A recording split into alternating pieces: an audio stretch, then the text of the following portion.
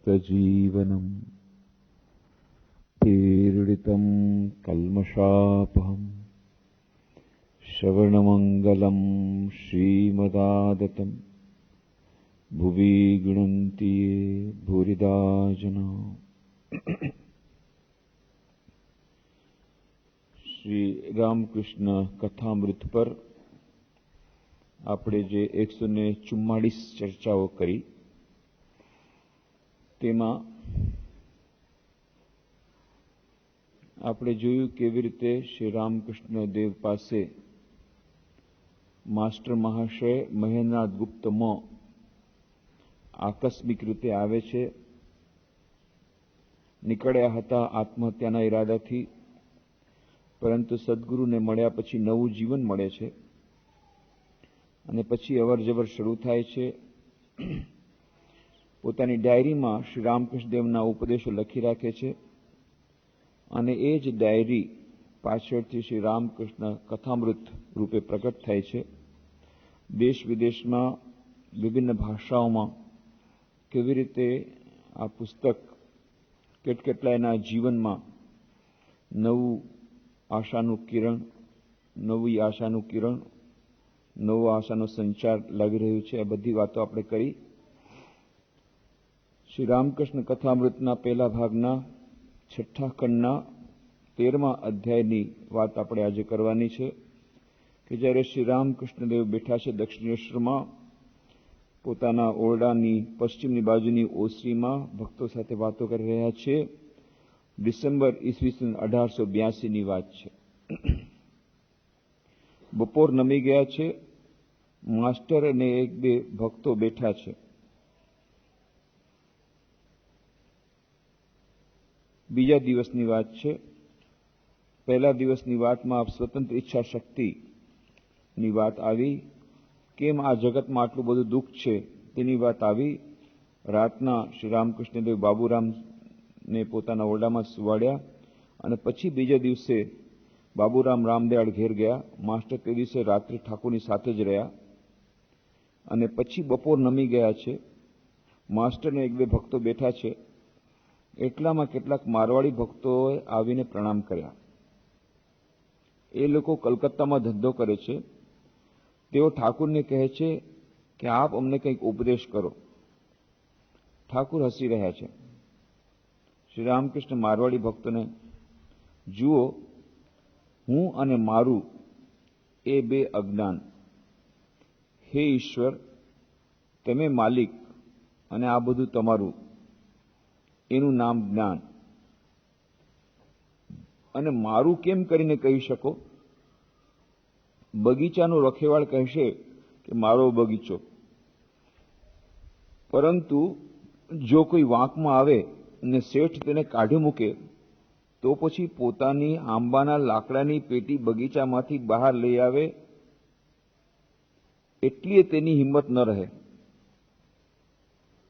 આ તો આપણે જોઈએ છીએ સંસારમાં કે જે લોકો સંસારમાં હોય છે, એમ્પ્લોય હોય, એ પોતાની મોટી કંપનીના કોઈ મોટા એમ્પ્લોય હોય, જ્યાં સુધી કદાચ એના હાથમાં કેટલું બધો મેનેજમેન્ટ મૂકી દે એના માટે, પણ કદાચ જો એની નોકરી જાય તો પછી એના ઉપર એનો કોઈ અધિકાર નથી।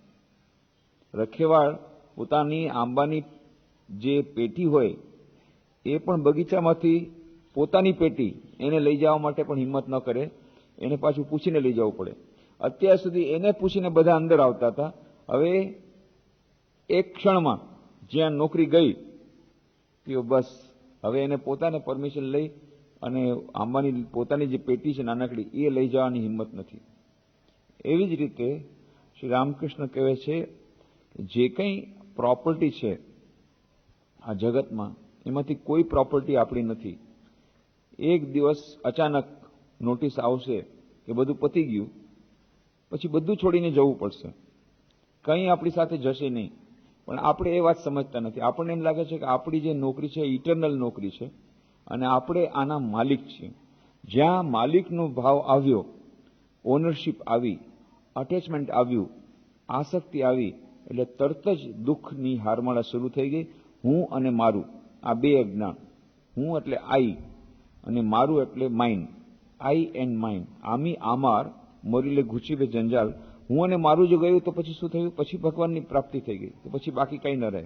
હું અને મારું આ બે જ આપણને આત્મજ્ઞાનમાં અવરોધ સ્વરૂપ છે. અને આ બેને કારણે જ દુનિયામાં જેટલા દુઃખો આપણને પડે છે, જે કંઈ દુઃખો પડે છે, એનું કારણ છે હું અને મારું. મારું શરીર છે અને મારા શરીરમાં લાગ્યું છે એટલે મને દુઃખ થાય છે. પણ આ શરીર મારું નથી તો પછી મને દુઃખ ક્યાંથી થાય? આ મારું મન છે અને એટલા માટે મને કોઈ કડવા વેણ કહે છે એટલે મને દુઃખ લાગે છે, કારણ કે મારું મન છે. પણ આ મારું મન નથી તો દુઃખ ક્યાં થાય? એવી જ રીતે આ મારી પ્રોપર્ટી છે, મારી પ્રોપર્ટીમાં કોઈ આગ લગાડી ગયું, મારી પ્રોપર્ટી કોઈ લૂંટી ગયું એટલે દુઃખ થાય છે. પણ મારી પ્રોપર્ટી હતી જ નહીં. હું જન્મ્યો ત્યારે સાથે નહોતો લાવ્યો, સાવ એકલો આવ્યો હતો. જ્યારે બાળકનો જન્મ થાય છે કોઈ પ્રોપર્ટી એની સાથે આવતી નથી. ભલે ડોક્યુમેન્ટમાં લખેલું હશે એના નામે બધી જમીન, પણ એની સાથે કઈ ફિઝિકલ કોઈ પ્રોપર્ટી આવતી નથી. અને મરતી વખતે પણ કોઈ પ્રોપર્ટી જતી નથી. એટલા માટે સિકંદરે જ્યારે પોતાની કબર ખોદાવી ત્યારે 2 હાથ ઊંચા રાખવાનું કીધું. અને એમ કે કબર કેમ? તો કે બધાને ખબર પડવા દે કે સિકંદરે આખા વિશ્વને જીતી લીધું, આખા બધા સામ્રાજ્યને પોતાના કરી લીધા, પણ એ સામ્રાજ્યમાંથી કંઈ પણ સાથે ન લઈ ગયો, ખાલી હાથે પાછો ગયો, લોકોને શિક્ષણ મેળવવા દો. સામ્રાજ્ય આખું એનું હતું, સમસ્ત વિશ્વને, પરંતુ સાથે કંઈ નથી જતું. પણ આ વાત આપણે સમજતા નથી. માલિકીનો ભાવ આવી જાય છે, ઓનરશિપ. એટલા માટે સ્વામી વિવેકાનંદે આજ ટ્રસ્ટીશિપ મેનેજમેન્ટનો સિદ્ધાંત શીખવાડ્યો રોકફેલરને કીધું, રોકફેલર, જે કંઈ તારી પ્રોપર્ટી છે બધી તારી નથી, તું તો માત્ર રખેવાળ છો. તને ભગવાને આપ્યું છે રાખવા માટે. You are only a custodian of your wealth. રખેવાળ છો અને આ પ્રોપર્ટીનો ઉપયોગ તું સદુપયોગ કર બીજાના કલ્યાણ માટે, દુઃખીઓના દુઃખ દૂર કરવા માટે, તો તને મનની શાંતિ મળશે. નહીં કર પોતે પ્રોપર્ટી માની કે ના મારી ઓનર છે, મારી પ્રોપર્ટી મેં કમાણી છે ને હું જ રાખીશ, બીજા કોઈને આમાંથી ભાગ નહીં આપું, તો દુઃખ અને અશાંતિ. થોડી વાર પછી, થોડાક દિવસ લાગ્યા પછી રોકફેલર સમજ્યો, પછી એને શાંતિ મળી. પછી એને જે આત્મકથામાં લખે છે કે જીવનની ધન્યતા છે પોતાને જે કંઈ ધન હોય એ ધનને વિતરણ કરવામાં, બીજાનું દુઃખ દૂર કરવામાં, સેવા કરવામાં જીવનની ધન્યતા સમાયેલી છે. એની ઓટોબાયોગ્રાફી પાછળથી લખે છે. પણ થોડાક દિવસો લાગ્યા એ પાઠ શીખવામાં. તો એ જ પાઠ સ્વામી વિવેકાનંદે ઈશાવાસ્ય વિષપની વાત છે, ઈશાવાસ્યમિદમ સર્વમ યત્કિંચ જગત્યામ જગત તેન ત્યક્તેન ભુંજીથા મા વૃદક કસ્ય સિદ્ધનમ. બધું એ ઈશ્વરથી, એ ચૈતન્યથી ઢકાયેલું છે. ઈશાવાસ્યમિદમ સર્વમ યત્કિંચ જગત્યામ જગત, જે કંઈ છે બધું સર્વ એ ચૈતન્ય સત્તાથી ઢકાયેલું છે, એનાથી પ્રસરિત છે. અને એટલા માટે સર્વ જગ્યાએ એ જ એક જ ઈશ્વર સમાયેલા છે અને સમસ્ત વિશ્વમાં એ ઈશ્વર ઓતપ્રોત થયેલા છે. એટલા માટે શું કરો? યત્કિંચ જગત્યામ તેન ત્યક્તેન ભુંજીથા. એટલા માટે તમે ભોગ કરો, ખૂબ આનંદ કરો, મોજ કરો. કેવી રીતે? ત્યાગ દ્વારા. ત્યાગ દ્વારા તો વળી ભોગ કેવી રીતે થાય? જેનો ત્યાગ જ કરી દીધો તો વળી ભોગ કેવી રીતે થાય? મા ગૃધક કસ્ય સિદ્ધનમ. બીજા કોઈની ધન હડપી ન લ્યો. આપણે એમ કહે છે મેં ક્યાં બીજા કોઈની ધન હડપી છે, મેં પોતે કમાણી કરી છે અને એ કમાણી મેં બેંક બેલેન્સમાં રાખી છે અને એનો હું ભોગ કરું છું. ના, એ તમારી કમાણી નથી. એ કમાણી તમે પોતે પરસેવે પાડેલી, પણ કમાણી તમારી નથી. કારણ કે એમાં પણ છેલ્લે આવી ક્યાંથી? એ જમીન આવી ક્યાંથી? તમે કહે છો આટલી બધી મારી પ્રોપર્ટી મેં કમાયેલી ને આટલું બધું જમીન, આટલું મકાન કર્યું, પણ કોનું હતું? આજથી 10,000 વર્ષો પહેલા કોની હતી જમીન? આ મકાન પહેલા કોનું હતું? શરૂઆતમાં જાઓ તો ઓરિજિનલ માલિક કોણ? ઓરિજિનલ માલિક કોણ? આ વિશ્વ જયારે નહોતું થયું ત્યારે માલિક કોણ? આ તો પાછળથી આપણે ઓનરશિપ શરૂઆત કરી કે મેં આને ટ્રાન્સફર કરી, મેં લીધું ને મેં આને. શરૂઆતથી ટ્રાન્સફર. શરૂઆતમાં જો એકદમ શરૂઆતમાં જંગલ હતું, તો ત્યારે જંગલનો પટ્ટો કોઈના નામે પણ નહોતો. પછી સરકારે પોતાના નામે કરી લીધો, પછી સરકાર બીજા બંને દેવા માંડ્યા, પછી એને લીઝ આપ્યું, પછી એમાંથી કોઈ કંઈ ખરીદ્યું ને પછી એમાંથી આવ્યું. પણ ઓરિજિનલ ઓનર કોણ? આ સમસ્ત વિશ્વનો ઓરિજિનલ ઓનર કોણ? એ આપણે જોતા નથી. સબ ભૂમિ ગોપાલ કી. એટલા માટે શ્રી રામકૃષ્ણ કહે છે ભગવાન બે વાર હસે છે. એકવાર એક ડોક્ટર કોઈને કહે છે તમે ચિંતા કરતા નહીં, તમારા દીકરાનું હું સાજો કરી દઈશ. મનમાં ભગવાન હસે છે, હાલે હું મારી નાખવાનો છું આજે, અને કહે છે હું ડોક્ટર ગમે એવો દવા હશે હું મારી નાખવાનો છે, ને કહે છે હું જીવાડી દઈશ. ડોક્ટર કોણ? જીવાડવા વાળો. મૃત્યુ કોઈના હાથમાં નથી. જ્યારે ભગવાન ચાહે ત્યારે યમદૂત આવે ત્યારે કોઈ રોકી શકે એમ નથી. બીજી વાર હશે, બે ભાઈઓ કહે છે જો એક ફૂટ પર એક મેઝરિંગ ટેપ લઈ અને કે જો આટલી જમીન તારી, આટલી મારી, તો કે ના ના આ 1 ઇંચ ઓછી કર, ઓલો કે આ 1 ઇંચ વધારે કર, બંને બાજે છે. એટલે ભલા માણસ આખી જમીન મારી છે, તમે કહો છો આ જમીન મારી ને આ જમીન મારી. મારી જમીનમાં પાછી તમે મારી કરો છો. ભગવાન હસે છે કે આખી જમીન મારી છે, એમાં આ બંને ભાઈ બાજે છે, આ મારી ને આ મારી. તો કે છે ખરેખર તો સર્વસ્વ એ ઈશ્વરનું છે, પરંતુ આપણે અજ્ઞાનથી માની લઈએ છીએ એ મારું છે, મારી જમીન, મારો પૈસો, મારું મકાન, મારો દીકરો, મારો પુત્ર. એટલા માટે પેલા ખેડૂતને એની પત્ની કેટલું કહેવા માંડી, જુવાન દીકરો મરી ગયો અને તમે રડતા નથી, તમને આંખમાં આંસુ આવતા નથી, તમે તો નિષ્ઠુર કેવા છો, રાક્ષસ છો કે માણસ છો? ત્યારે પણ માણસ રડતો નથી કે તમને શું થઈ ગયું છે કે આવો જુવાન જો દીકરો મરી ગયો, થોડુંક તો રડો. બીજા લોકોને તો કમસે કમ ખબર પડે કે તમારો દીકરો મરી ગયો છે. તમને ન રડવું તો કાંઈ નહીં, પણ થોડુંક તો રડો. લોકોને એમ લાગશે કે આને દીકરા ઉપર પ્રેમ નથી. તો કે રડવું તો મને આવે છે, પણ હું વિચાર કરું છું કે તારા એક દીકરા માટે રડું કે મારા 7 દીકરા માટે રડું? કે તને ખબર નથી કે રાતના મને સ્વપ્ન આવ્યું, સપનામાં મેં જોયું કે હું રાજા થઈ ગયો છું, મને 7 જુવાન જો એટલા સરસ દીકરા હતા, કેટલા સરસ બધા રાજકુમાર, એવા સુંદર દેખાવમાં, અને એટલી અઢળક સંપત્તિ ને બધું હતું. સ્વપ્ન પૂરું થયું, 7 દીકરા મરી ગયા અને બધું પતી ગયું, બધું ખતમ થઈ ગયું. હવે મારે આ 7 દીકરા માટે રડવું એ તારે એકાદ દીકરા માટે રડવું? મુખ્ય વાત છે કે એને સમજાઈ ગયું તો કે આ જગત સ્વપ્નવત છે. જેમ પેલું સપનું ચાલે છે 1 કલાક, અડધી કલાક, 5 મિનિટ, આ સપનું ચાલે છે 100 વર્ષ, 125 વર્ષ મેક્સિમમ. બસ એના પછી સ્વપ્ન પૂરું. મેક્સિમમ 100-125 વર્ષ ચાલે આખી જિંદગી કોઈની, એ સ્વપ્ન છે. એને જો જોઈ લે કે ભાઈ આ હજારો વર્ષનું પણ એક યુગ થાય, એ પણ સ્વપ્ન છે. આવે છે અને જાય છે, કોઈ ટકતું નથી. તો એના માટે થઈને આ બધું સમજે છે કે આ મારો પુત્ર નથી, મારું કાંઈ નથી, આ સ્વપ્ન છે, અને ખરેખર મારું પોતાનું કોઈ નથી ઈશ્વર સિવાય. એટલે શ્રી રામકૃષ્ણ મારવાડી ભક્તોને કહે છે, જુઓ હું અને મારું એ બે અજ્ઞાન, હે ઈશ્વર તમે માલિક અને આ બધું તમારું છે. જે એમ જાણે છે કે હે ઈશ્વર આ બધું તમે છો, તમે ખરેખર માલિક છો. બધા આ પ્રોપર્ટી મારી નથી, એના પણ માલિક તમે છો. તમે મને આપ્યું છે ભગવાન, તમે કૃપા કરીને આપ્યું છે. જેટલા દિવસ તમે કહેશો એટલા દિવસ હું ભોગ કરીશ. પછી કદાચ એક દિવસ આવી અને કોઈ લૂંટી લેશે, કોઈ રાગ લગાડશે, ઠીક છે, તમારી ઈચ્છા. જેટલા દિવસ તમે આપ્યું તે દિવસે ભોગ કરો. તમે આપ્યો તો પુત્ર, ઠીક છે, તમે લઈ લીધો. તમારે જેટલા દિવસ તમે હતું મેં આપ્યું હતું, એનો ટાઈમ પૂરો થઈ ગયો, લઈ લીધું. તમારું હતું, તમે લઈ લીધું. મારે એમાં ફાઇટ કરાયું નથી. મારું હોય અને તમે લઈ લ્યો તો મને તમારા ઉપર ગુસ્સો આવે, મારી વસ્તુ કેમ લઈ જશો? પણ પહેલેથી હતી જેની, એને પાછી લઈ લીધી, એમાં પછી ગુસ્સો કરવાની કાંઈ વાત નથી. જે કંઈ આપણે શું કરીએ છીએ, ભગવાન કેવો નિષ્ઠુર છે, જો મારા પતિને લઈ લીધા, જો ભગવાન કેવું નિશ્ચય મારા દીકરાને લઈ લીધા, જો ભગવાન કેવું નિશ્ચય મારું મકાન પાડી નાખ્યું ધરતીકંપ. અરે પણ તારું હતું ક્યાં? પહેલેથી તો ત્યાં જ શરૂઆતથી જ અજ્ઞાન થઈ ગયું કે મારું. જ્યાં તમે કીધું મારું, પહેલેથી ભગવાને તમને આપ્યું હતું, થોડાક દિવસ માટે આપ્યું હતું, અને એ થોડાક દિવસ માટે આપ્યું હતું તમને ભોગ કરવા માટે, ભોગ થઈ ગયો, એને પાછું પોતાનું લઈ લીધું.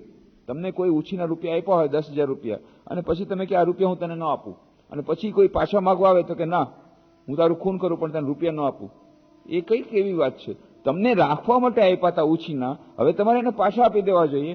તમને આપ્યો તો પુત્ર થોડાક દિવસ માટે મજા કરવા માટે, એની પૂરી થઈ ગઈ મુદત, પાછો લઈ લીધો. એમાં ભગવાન સાથે લડવાનું. ભગવાન બહુ નિષ્ઠુર છે, કેમ મારો દીકરો લે, પણ તારો હતો ક્યાં? ભગવાનનો હતો, ભગવાને દીધો તો ભગવાને લઈ લીધો પાછો. ભગવાનની પ્રોપર્ટી હતી, ભગવાને લઈ લીધી. ભગવાને જમીન હતી, ભગવાને લઈ લીધું. અને આપણું પોતાનું પણ દેહ એ પણ ભગવાનનો છે, એ ભગવાનને આપ્યો તો આમ કામ પૂરું થઈ ગયું, ભગવાન લઈ લીધો. પણ ના, આપણું સૌથી પહેલા અજ્ઞાન આવે છે મારું. જ્યાં એ અજ્ઞાન આવ્યું એટલે દુઃખનું શરૂઆત થઈ. પહેલેથી જ ખબર પડે કે આમાં કાંઈ મારું નથી ને બધું ઈશ્વરનું આપેલું છે. એમણે કૃપાપૂર્વક આપેલું છે, જે કંઈ છે એ બધું ઈશ્વરે કૃપાપૂર્વક આપેલું છે. જ્યાં સુધી આપે ત્યાં સુધી આનંદ કરવાનો. જ્યારે એણે કહી દીધું કે હું પાછું લઉં છું, તો એની ઈચ્છા, હે ભગવાન તારી ઈચ્છા પૂર્ણ થાય, એની ઈચ્છામાં પોતાની ઈચ્છા મેળવી દીધી, તો પછી કોઈ દુઃખ નથી. પણ જ્યાં ફાઇટ કરવા ગયા, લડાઈ કરવા ગયા, કેમ આમ કર્યું, મારું શરીર તે કેમ લઈ લીધું, મારો દીકરો કેમ લઈ લીધો, મારો પતિ કેમ લઈ લીધો, મારું મકાન કે તેમ તોડી નાખ્યું, આ રડવાથી કોઈ ફાયદો નથી. કારણ કે જેને હતું એને લઈ લીધું, જેની ઓનરશીપ હતી લઈ લીધી, નહોતી એની અને તમે લઈ દે તો અધર વાત છે. પણ આપણે પહેલેથી જ ભૂલ કરી કે આ મારી છે, મારું મકાન, મારો પતિ, મારો પુત્ર, મારી પ્રોપર્ટી, એ પહેલેથી જ અજ્ઞાન થઈ ગયું, એમાં આ બધું દુઃખ થઈ ગયું. એટલા માટે શ્રી રામકૃષ્ણ કહે છે, હે ઈશ્વર તમે માલિક અને આ બધું તમારું, એનું નામ જ્ઞાન. અને મારું કેમ કરીને કહી શકો? બગીચાનો રખેવાળ કહેશે કે મારો બગીચો, પરંતુ જો કોઈ વાંકમાં આવે અને શેઠ તેને કાઢી મૂકે, તો પછી પોતાની આંબાના લાકડાની પેટી બગીચામાંથી બહાર લઈ આવે એટલી તેની હિંમત ન રહે. જો કામ, ક્રોધ વગેરે જતા નથી તો તેમનું મોઢું ઈશ્વરની તરફ ફેરવી દો. કામના ને લોભ કરવા હોય તો ઈશ્વરને પામવાની કામના કરો. લાલચ કરવી હોય તો ઈશ્વર માટે લાલચ કરો. બહુ સુંદર વાત કહી, મોડ ફીરીએ જાઓ. આ શ્રી રામકૃષ્ણનો બહુ સુંદર ઉપદેશ, મોડ ફીરીએ જાઓ. જ્યારે કામ, ક્રોધ, લોભ, મોહ આ બધા જે છે એ આપણા અંદરના શત્રુ છે, એ લોકોથી ફાઇટ કરવાની, એ લોકોથી લડાઈ કરવાનો એક સુંદર ઉપાય બતાવે છે ને, મોડ ફીરી દો. ઠીક છે, કામના હોય, કામના એટલે પ્રાપ્ત કરવાની ઈચ્છા, બહુ જ પ્રાપ્ત કરવાની ઈચ્છા, તો ઈશ્વરને પ્રાપ્ત કરવાની ઈચ્છા રાખો. લાલચ રાખવી હોય તો ઈશ્વર માટે લાલચ કરો કે ઈશ્વર કેમ મળતા નથી. એવી જ રીતે વિચાર કરીને તેમને હાંકી કાઢો. બીજો ઉપાય બતાવ્યો, એક ઉપાય બતાવ્યો, એમનો મોડ ફેરી દો, એમની દિશા બદલી નાખો. અત્યારે પ્રાપ્ત કરવાની ઈચ્છા થાય છે, સારી સારી વસ્તુ પ્રાપ્ત કરવાની ઈચ્છા થાય છે, બીજા વ્યક્તિઓને પ્રાપ્ત કરવાની ઈચ્છા થાય છે, પણ એને બદલે શ્રી રામકૃષ્ણ શું કહે છે? ભગવાનને પ્રાપ્ત કરવાની ઈચ્છા રાખો. ઈચ્છા રાખો, પરંતુ જેને પ્રાપ્ત કર્યા પછી બીજી કોઈ પ્રાપ્ત કરવાની ઈચ્છા ન રહે એવી ઈચ્છા કરો. એટલે કે ભગવાનને પ્રાપ્ત કરવાની ઈચ્છા રાખો. લાલચ રાખવી છે, હજી લાલચ, હજી લાલચ, હજી લાલચ, તો પછી અનંતને પામી જાઓ, તો પછી કોઈ લાલચ ન રહે. તો અનંતને પામવાની લાલચ રાખો. લાલચ બહુ સારી વસ્તુ છે, પણ ઈશ્વર માટે જો લાલચ રાખો તો પસ્તાવો નહીં થાય. બીજી લાલચ રાખશું તો એમાં દુઃખ થશે. વિચાર કરીને તેમને હાંકી કાઢો. હાથી પારકાનું કેળાનું ઝાડ ખાવા જાય તો મહાવત અંકુશ મારે. આ બીજો ઉપાય બતાવ્યો. એક ઉપાય બતાવ્યો કે કોઈ ખરાબ ઈચ્છા હોય, કામ, ક્રોધ, લોભ, મોહ, તો એને ઈશ્વર તરફ વાળી દો. બીજો એમનો ઉપાય બતાવ્યો, વિચાર કરીને તેમને હાંકી કાઢો વિવેક બુદ્ધિ દ્વારા, કે ના આ બરાબર નથી, બસ નહીં, હમણાં નહીં વિચારવાનું, આવું પોતાના મનને કહી દેવાનું. હાથી પારકાનું કેળાનું ઝાડ ખાવા જાય તો મહાવત અંકુશ મારે. તો જેમ હાથી પોતાની લિમિટની બહાર જાય અને પારકાના ઝાડ ખાવા જાય તો તરત જ મહાવત અંકુશ મારે છે. મહાવત એમ આપણે પોતાના મન પર અંકુશ રાખવો જોઈએ.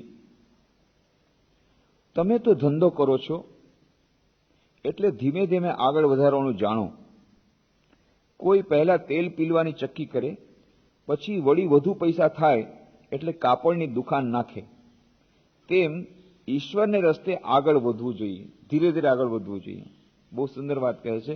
પેલા નાનો ધંધો કરો, પછી મોટો ધંધો કરો.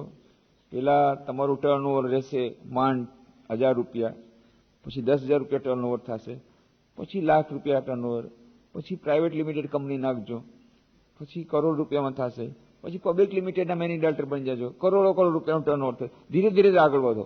એવી રીતે કહે છે, જેમ ધંધામાં ધીરે ધીરે આગળ વધાય, ધીરે ધીરે ટર્નઓવર વધારાય, એવી જ રીતે કહે છે ઈશ્વરને પસ્તે પણ શરૂઆત ઠીક છે, અત્યારે વધારે ભગવાનમાં નામ નથી લાગતું, 5 મિનિટથી શરૂ કરો. 5 મિનિટ ધ્યાન, 5 મિનિટ પ્રાર્થના, ધીરે ધીરે સત્સંગનો ટાઈમ વધારો, પછી મોટો ધંધો કરો, પછી રોજ અડધી કલાક, પછી હજી મોટો ધંધો કરો. જ્યારે મન તૈયાર થઈ જાય રોજ 1-1 કલાક સવાર સાંજ, જેમ જેમ આગળ વધારતા જાઓ, ધંધો આગળ વધારતા જાઓ, હજી વધારે પ્રોફિટ થશે, હજી વધારે પ્રોફિટ થશે. પ્રોફિટ એટલે કે શાંતિ, આનંદ વધારે ને વધારે મળશે.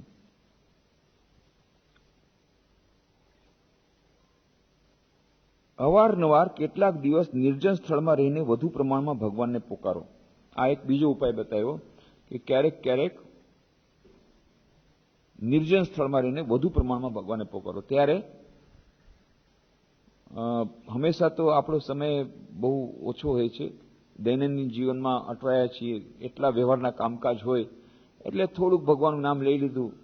પરંતુ વચમાં જ્યારે સમય મળે ત્યારે નિર્જન સ્થળમાં જવાથી ઘણો ફાયદો થાય, જેને રિટ્રીટ કહે છે. એવી રીતે સાધના માટે થોડુંક જાય, એમાં સંન્યાસી પણ જઈ શકે, ભક્તો પણ જઈ શકે, અને ત્યારે વધુ પ્રમાણમાં ભગવાનને પુકારવાનું. કામ તો ત્યારે કરું, કામ ત્યારે ઓછું કરી નાખો, કામ તો આખી જિંદગી કરવાનું જ છે. અને એમાંથી થોડોક ટાઈમ કાઢી અને સાધના માટે થોડાક દિવસ માટે અલગ નિર્જન સ્થળમાં જવાથી ઘણો ફાયદો થાય છે. ત્યારે વાતાવરણથી અલગ થઈ જવાથી અનાસક્તિપૂર્વક આપણે કઈ દિશામાં જઈ રહ્યા છીએ એનું આત્મવિશ્લેષણ પણ થાય છે, અને સાથે સાથે ભગવાનમાં મન પણ લાગે છે, કારણ કે દૈનિક જીવન વ્યવહારના કાર્યો હોતા નથી ત્યારે. પરંતુ વાત શી છે ખબર છે? સમય આવ્યા વિના કાંઈ થાય નહીં. કોઈને ભોગ કર્મો ઘણા બાકી હોય, એને લીધે મોડીથી થાય. સમય આવ્યા વિના કાંઈ થાય નહીં. કોઈને ભોગ અને કર્મો ઘણા બાકી હોય, એને લીધે મોડીથી થાય. ઘણા લોકો સાધના કરે છે પણ નથી કરી શકતા. ક્યાંક ને ક્યાંક વિઘ્ન આવે, બરાબર ન કરી શકે. કોઈને કોઈ વિઘ્ન આવી જાય, હજી નથી, ટાઈમ નથી થયો, ભોગ બાકી છે, અથવા તો એની ઈચ્છા જ ન થાય. સત્સંગમાં કયો અને દર આવે છે, ના હવે તો જરૂર દર રવિવારે આવીશ, નથી આવી શકતા. કાંઈ ને કાંઈ વ્યવહારના કામ આવી જાય, નથી, ટાઈમ નથી થયો હજી એનો. એને કેટલું બહુ વિચારો કરે કે ના હવે તો હું રેગ્યુલર આવીશ, પણ નથી આવી શકતા. કાંઈ ને કાંઈ આવે, કોઈને કોઈ એને બાધા આવે.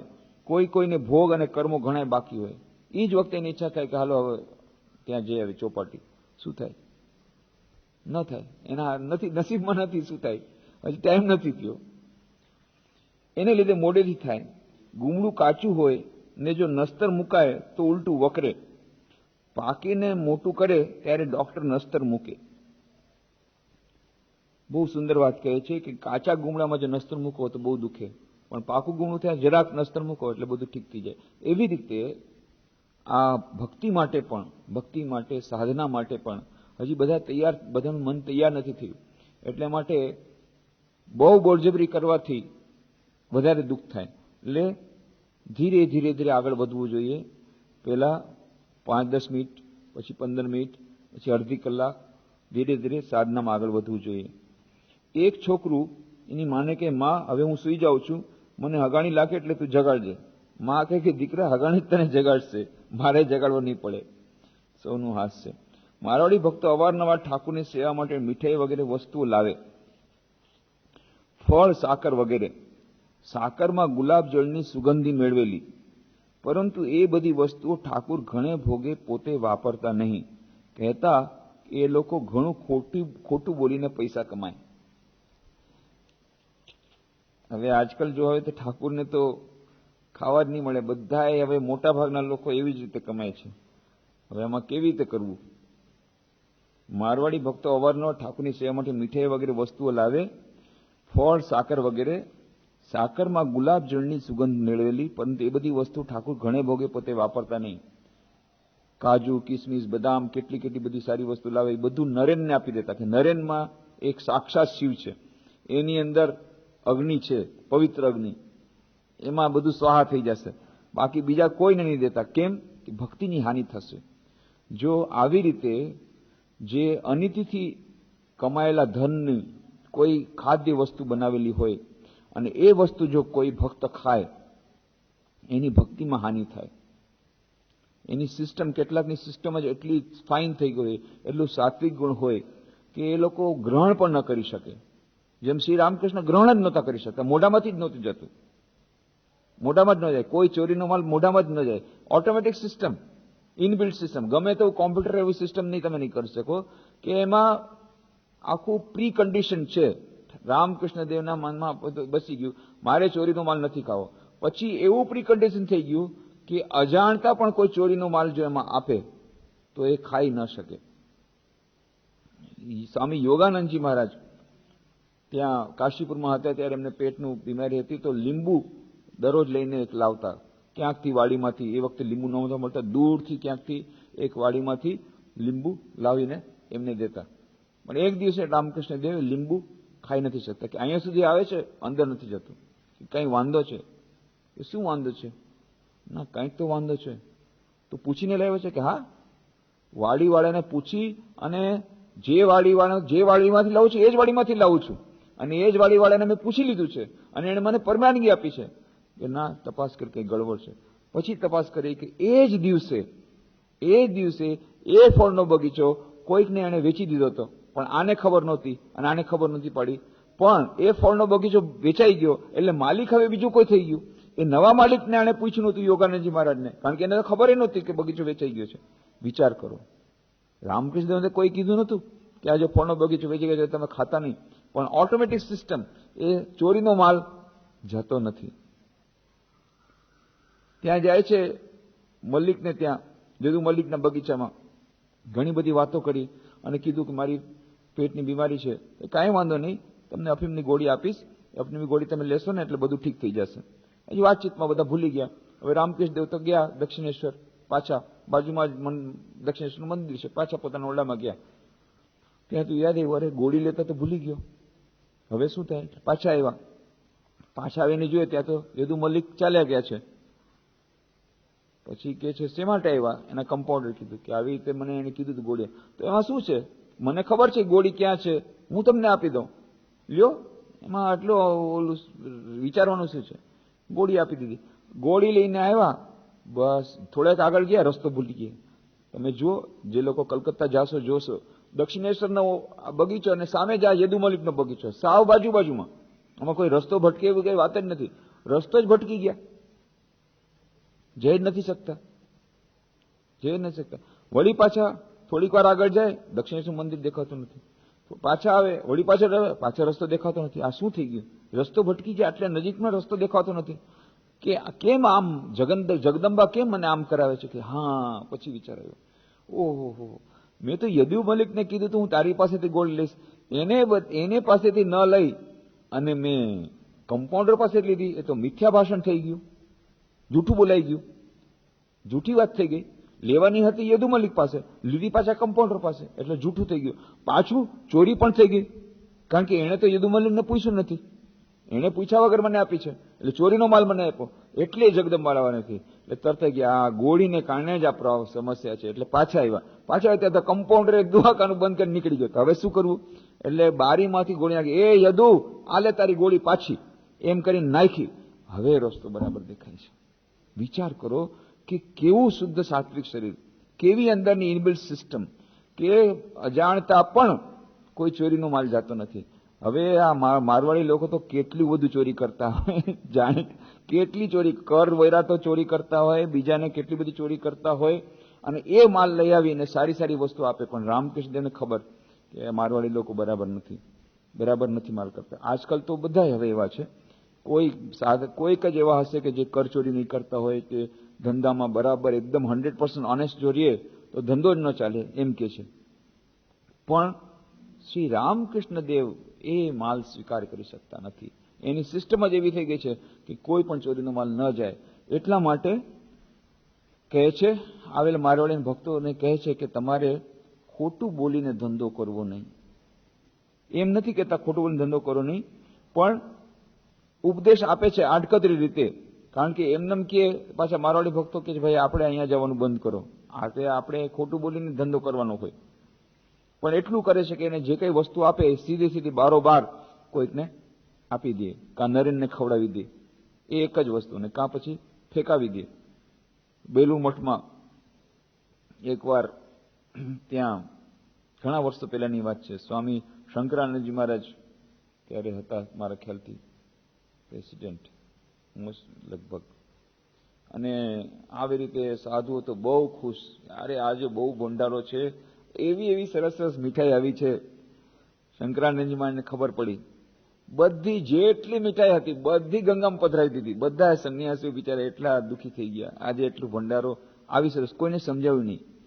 પણ એ લોકો મહાપુરુષો જાણે છે કે ભક્તોને કેવી રીતે એની રક્ષા કરવી જોઈએ. રામકૃષ્ણદેવ જાણે છે, આ મહાપુરુષો જાણે છે. કદાચ જો એ અન્ન એ અનિતિથી કમાયેલા ધનથી ખરીદેલી વસ્તુઓ, એનાથી બનાવેલી વસ્તુ એ જો કોઈના પેટમાં જાય, એની ભક્તિને કેટલી હાનિ થાય. કેટલા કેટલા વર્ષોની તપસ્યા બધી નિષ્ફળ ચડી જાય એકવાર જો ખરાબ અન્ન આવે તો પેટમાં. એ લોકોને ખબર નહીં. એટલા માટે એ લોકોને લાગે કે આ સ્વાદ, પણ સ્વાદ કેટલો? થોડા ક્ષણ માટેનો સ્વાદ. કેટલા વર્ષોની તપસ્યા ધૂળધાણી થઈ જાય એ સ્વાદ માટે થઈને. એટલા જ માટે કહે છે કે ત્યાં ઉત્તર કાશીમાં અને બધી જગ્યાએ બહુ ભંડારા કરે. ત્યાં શેઠ લોકો બધા પોતાના પાપ ધોઈ નાખે. ત્યાં જેટલું બધું કમાણું હોય ત્યાં ખૂબ ભંડારો કરાવે. અને કેટલાય સાધુઓ જાય અને બસ ખતમ. કહે છે કે આટલી આટલી સાધના પણ બધી ખતમ થઈ. એટલા માટે કહે છે માધુકરીનું અન્ન સારું. માધુકરી એટલે ઓછામાં ઓછી 5 જગ્યાએથી થોડું થોડું થોડું અન્ન લે, જે સાચા સંન્યાસી હોય તે. એવી રીતે કોઈ જગ્યાએ જે સદાવ્રત ચાલતું હોય કે કોઈ જાતે મોટા મોટા ભંડારા ચાલતા હોય, એમાં સાચા સાદા જે સારા સંન્યાસી હોય એ લોકો ન લે. કેમ? એનાથી એની ભક્તિની હાનિ થાય, એની સાધના બધી ધૂળદાણી થઈ જાય. શ્રી રામકૃષ્ણ દેવ કોઈનું ઘણે ભોગે બધી વસ્તુ ઠાકુર ઘણે ભોગે વાપરતા નહીં. કહેતા કે એ લોકો ઘણું ખોટું બોલીને પૈસા કમાય. આવેલા મારવાડીને વાતોને બહાને ઉપદેશ દે છે. શ્રી રામકૃષ્ણ જુઓ, વેપાર ધંધો કરવા બેસો એટલે સાચું બોલવાનો નિયમ રહે નહીં. શ્રી રામકૃષ્ણ પણ ખબર, ધંધામાં કરતી વખતે સાચું બોલવું કેટલું કઠિન.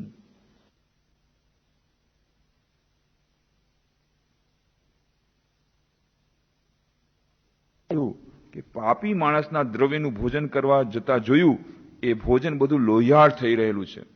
વાત આવે છે નાનકના જીવન પ્રસંગમાં. એક દિવસે એમ જોયું કે લોહીથી રંગાયેલી બધી રોટલીઓ એમને ન ખાધી. પાછળથી ખબર પડી અનિતિથી પૈસા એને કમાયેલા પૈસાની રોટલી હતી.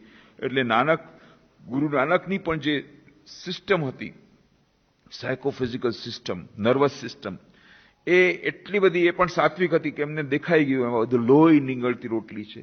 લોહી એ ન લઈ શક્યા.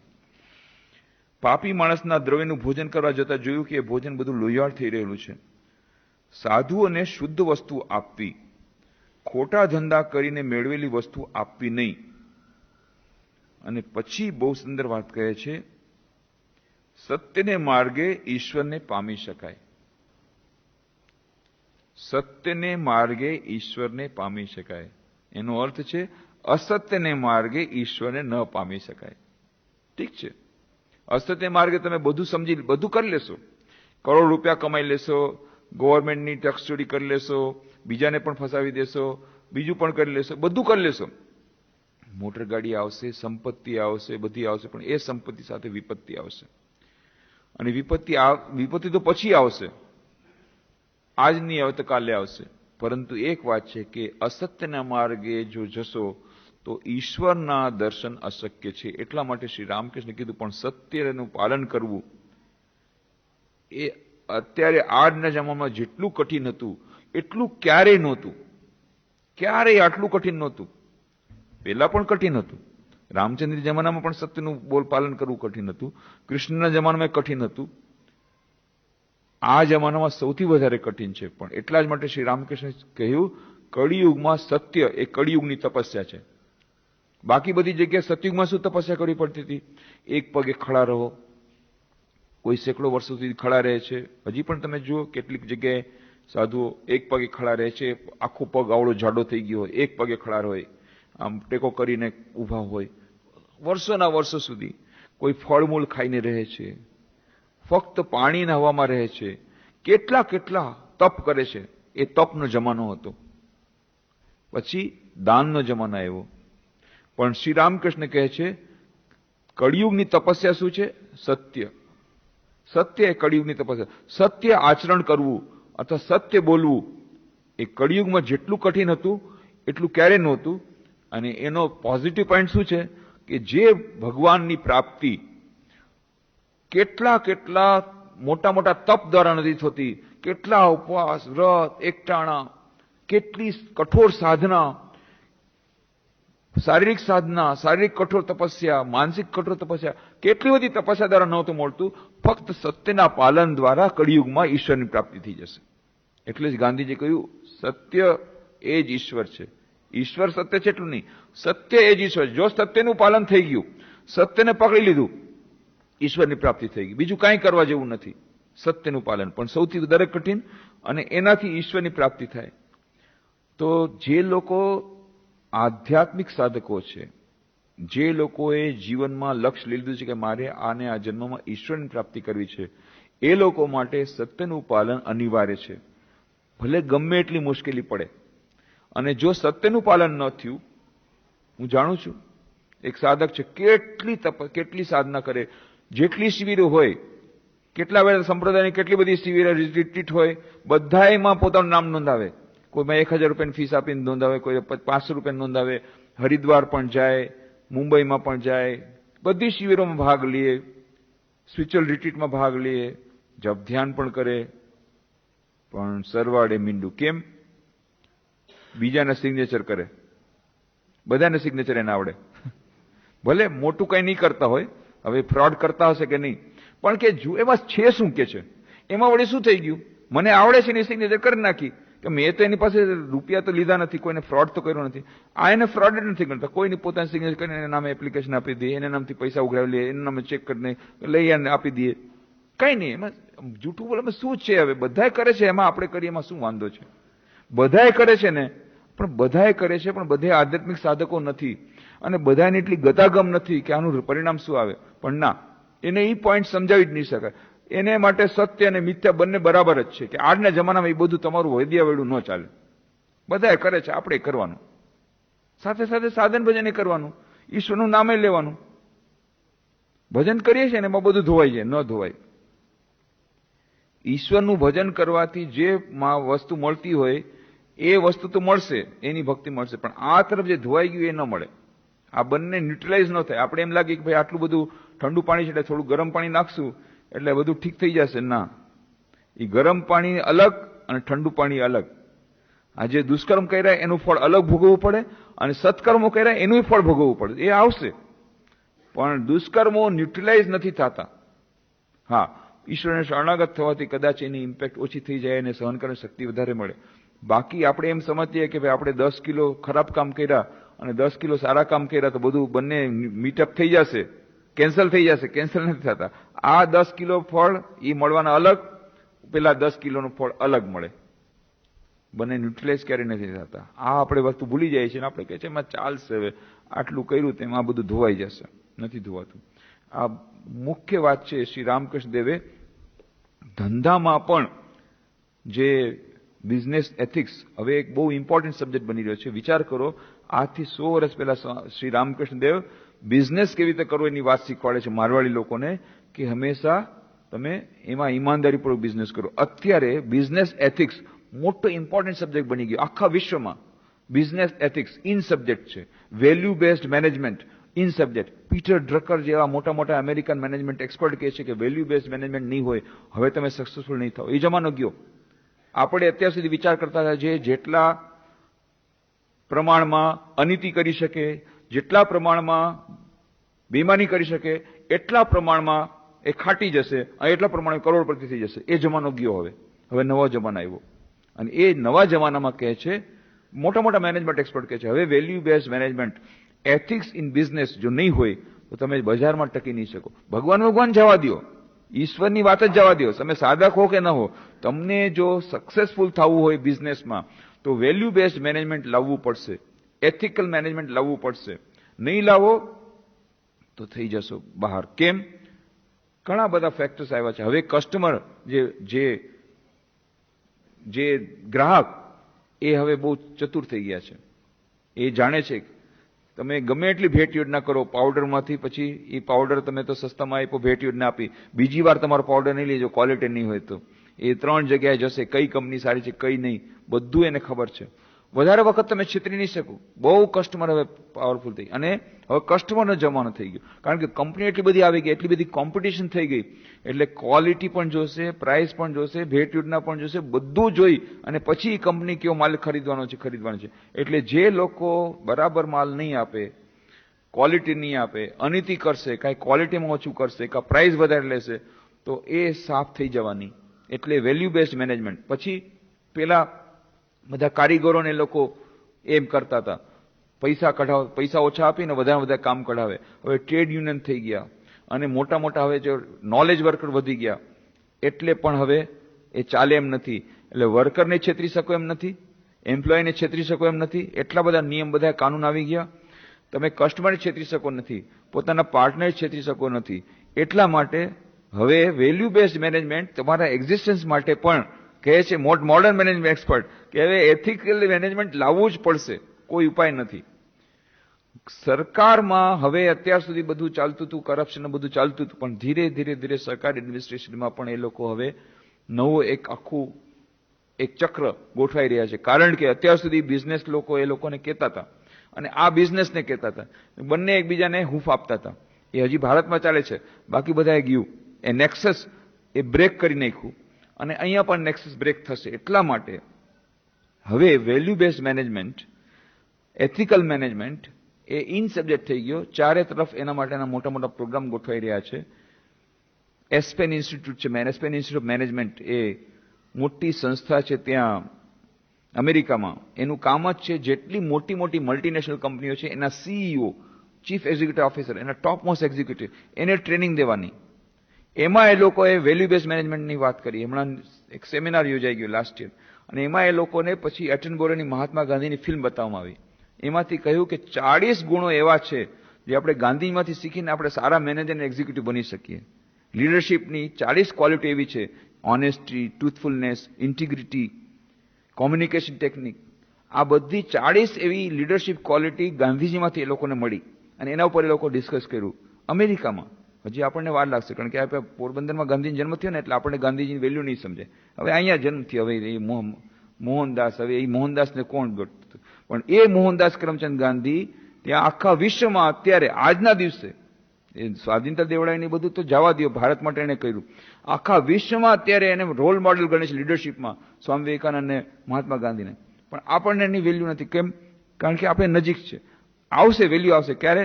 આખા વિશ્વમાં બધા સ્વીકાર કરશે ત્યારે આપણને હા, તો વાત તો કંઈક ઠીક લાગે છે, ગાંધીજી પણ થોડુંક છે તો ખરું આમાં. એ આપણને પછીથી સમજાશે. પણ મુખ્ય વાત છે આ વેલ્યુ બેઝડ મેનેજમેન્ટ. પ્રામાણિકતા, વ્યાપારમાં પ્રામાણિકતાની વાત જે સ્વામી શ્રી રામકૃષ્ણ ત્યારે કહે છે, એ અત્યારે આજે રેલિવન્ટ, આજના દિવસે રેલિવન્ટ વાત શ્રી રામકૃષ્ણ કરે છે. હર ક્ષણે ઈશ્વરનું નામ લીધા કરવું જોઈએ. કામકાજને વખતે પણ મન ઈશ્વરમાં દઈ રાખવું જોઈએ. કે જેમ કે કોઈને પીઠે ગુમડું થયું હોય તો એ કામ બધા કરે, પણ મન એ ગુમડામાં જ હોય. કેવા ઉદાહરણ આપે છે! કારણ ગુમડું તો કોઈને ક્યારેય થયું હોય, અને જ્યારે ગુમડું થયું ત્યારે બધાને ખબર હોય, ગમે એટલું કામ કરે, મન ગુમડામાં હોય. ઓહો, બધાને દુખતું જ હોય. કેટલું સરસ ઉદાહરણ આપે છે કે જેવી રીતે બધું કામ ચાલે, એવું નથી, કામ નથી બંધ કરતા, કામ બધું કરે પણ મન ગુમડામાં હોય. એવી રીતે કહે છે બધું કામ કરો, મન ભગવાનમાં રાખો. એટલું સુંદર ઉદાહરણ આપે છે. કહે છે જેમ કે કોઈને પીઠે ગુમડું થયું હોય એ બધા કામ કરે, પણ મન એ ગુમડામાં જ હોય. એવી રીતે હર ક્ષણે ઈશ્વરનું નામ લીધા કરવું જોઈએ. કામકાજને વખતે પણ મન ઈશ્વરમાં દઈ રાખવું જોઈએ. રામ નામ લીધા કરવું એ ઘણું સારું. જે રામ છે દશરથના પુત્ર, તે જ જગતની સૃષ્ટિ કરે છે, એ જ સર્વભૂતોમાં છે અને એ જ અતિ નિકટમાં છે, અંદર તેમજ બહાર.